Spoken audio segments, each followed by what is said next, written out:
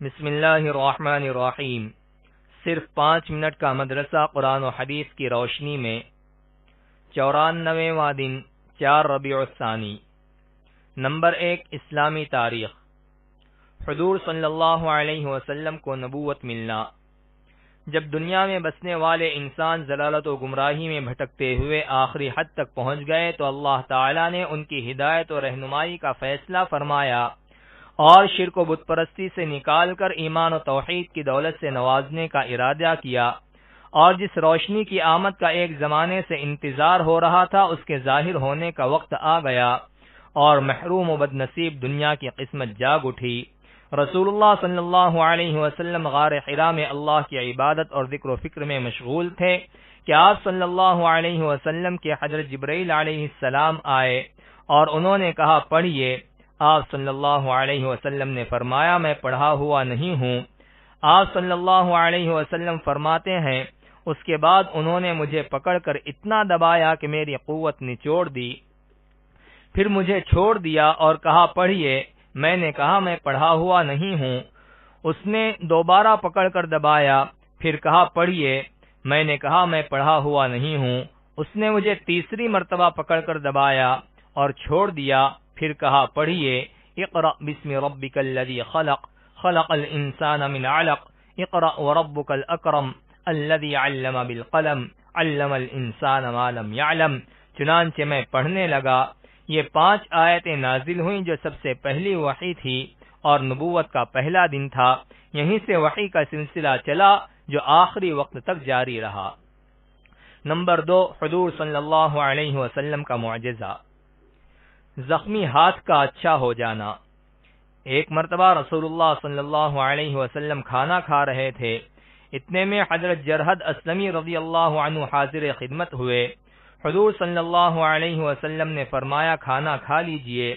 حضرت جرحد کے داہنے ہاتھ میں کچھ تکلیف تھی، لہذا انہوں نے اپنا بایاں ہاتھ بڑھایا تو رسول اللہ صلی اللہ علیہ وسلم نے فرمایا داہنے ہاتھ سے کھاؤ۔ حضرت جرحد نے فرمایا اس میں تکلیف ہے، تو آپ صلی اللہ علیہ وسلم نے ان کے ہاتھ پر پھونک ماری تو وہ ایسا ٹھیک ہوا کہ ان کو موت تک پھر وہ تکلیف محسوس نہیں ہوئی۔ نمبر 3، ایک فرض کے بارے میں، فرائض کی ادائیگی کا ثواب۔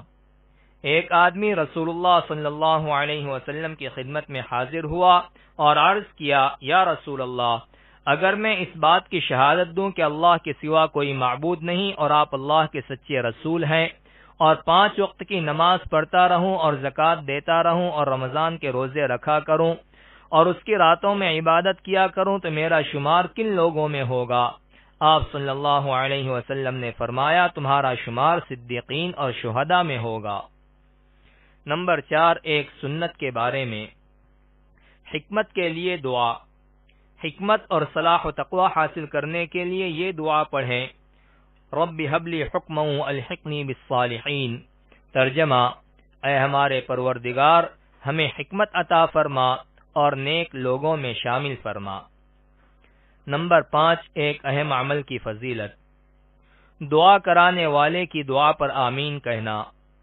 رسول اللہ صلی اللہ علیہ وسلم نے فرمایا جب کچھ لوگ جمع ہوں اور ان میں سے کوئی ایک آدمی دعا کرے اور دوسرے آمین کہیں تو اللہ تعالیٰ ان کی دعا قبول فرماتا ہے۔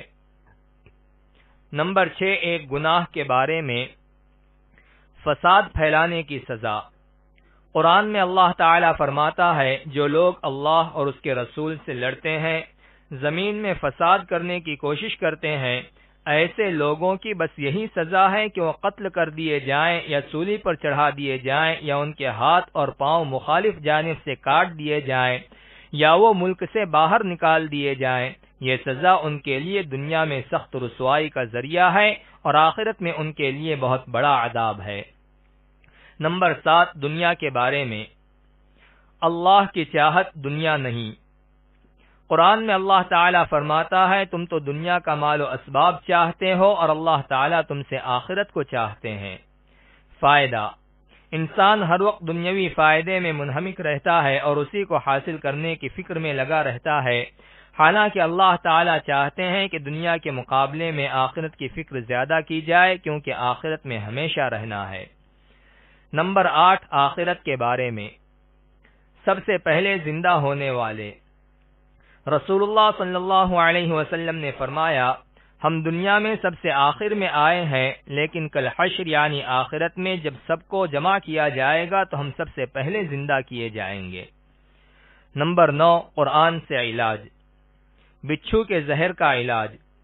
حضرت علی رضی اللہ عنہ فرماتے ہیں، ایک رات رسول اللہ صلی اللہ علیہ وسلم نماز پڑھ رہے تھے کہ نماز کے دوران ایک بچھو نے آپ کو ڈنک مار دیا۔ رسول اللہ صلی اللہ علیہ وسلم نے اس کو مار ڈالا۔ جب نماز سے فارغ ہوئے تو فرمایا، اللہ بچھو پر لعنت کرے، یہ نہ نمازی کو چھوڑتا ہے اور نہ غیر نمازی کو۔